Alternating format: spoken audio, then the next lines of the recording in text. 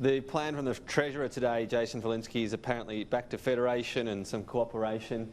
It feels like a tune we've heard before. He didn't want to put any detail on it. Is there something you'll put forward that'll get things going? You're being very provocative this afternoon, Tom. I can see why. Is this your warm-up for your next political panel, or are you just giving us a good go? Come on, Jason, you're tougher than that. You can handle a tough question. I bring back Amanda Rishworth.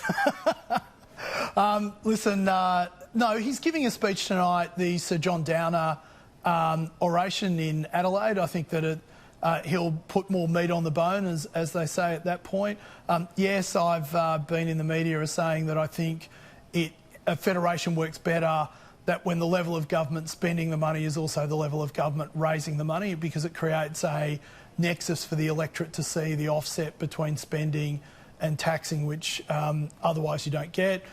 It's well known in our federation system at the moment that the Commonwealth rakes in 80% of the tax dollars, but roughly 80% of that money is spent by the states, and I think a realignment in that would be something that would have long-term positive effects. Does this go back to the income tax gathering of states in some way? Are you banging that drum? Back in the Second World War, or back to Malcolm Turnbull's proposal, or?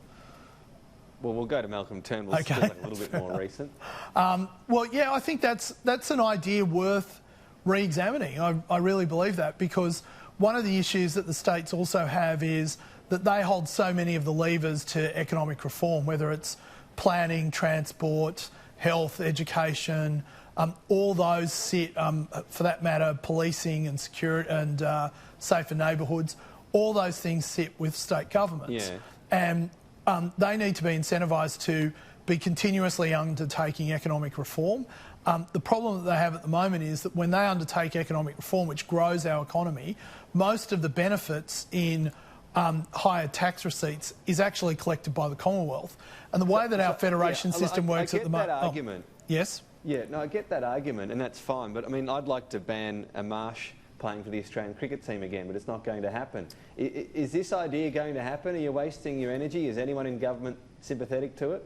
Well, you know, Tom, don't give up on your dream. I think it's a positive one, and it would be great.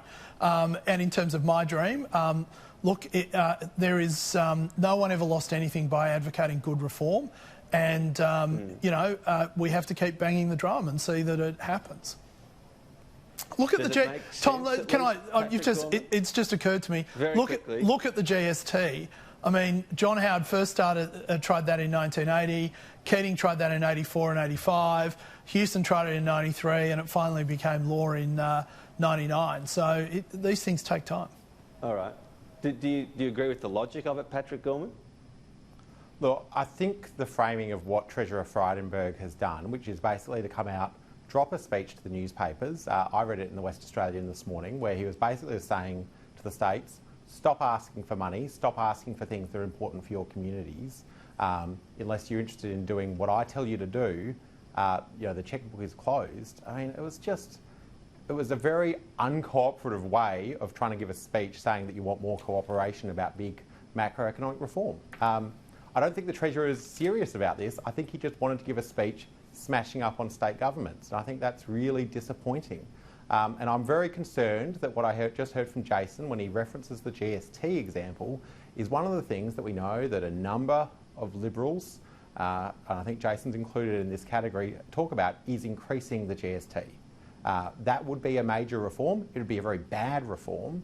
And if Treasurer Frydenberg is looking to pave the way for a conversation about increasing the GST, no way.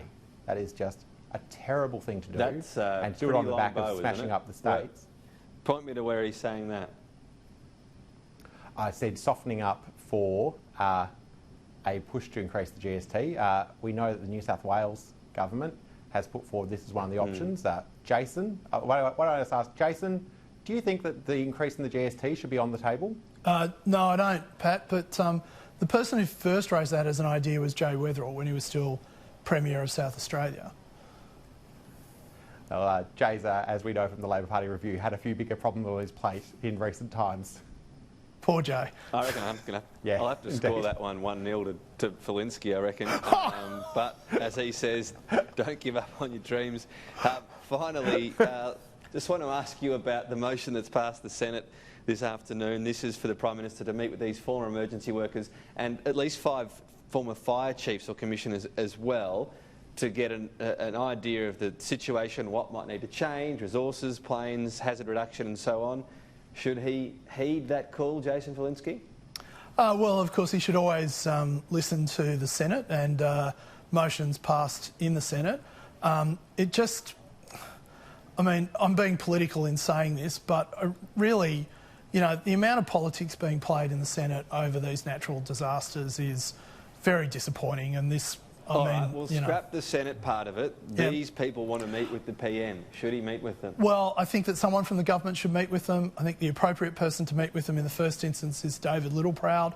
I understand that they've previously been offered a meeting with Angus Taylor. They've now been offered a meeting with David Littleproud. I would encourage them to take that meeting and to make their point to David. And if after that it's important for them to still meet with the Prime Minister, then I'm sure the Prime Minister will make himself available. Is it hard to get a meeting? Does he still pick up the phone to you? To me? Tom? Yeah. Yeah, of course. He'll pick up the phone to me. Yes, it is very hard to get a meeting with the Prime Minister of Australia. That's not something a lot of people get to have. So, I mean, when was the last time he gave you a one-on-one interview, Tom?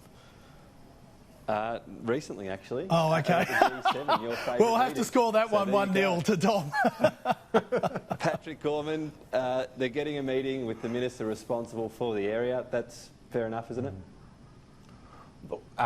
Fair enough at this point in time. I think Jason's right that if the Minister sees it's necessary that further conversations ahead, the Prime Minister engages himself. What we're going to need to see, not now, but in the future, is a long conversation about how do you start to bring together all of those service delivery agencies, all of those fire and protection agencies, and have a conversation about how do we, as Australia, make sure that we've got all of our resources pointing in the right direction.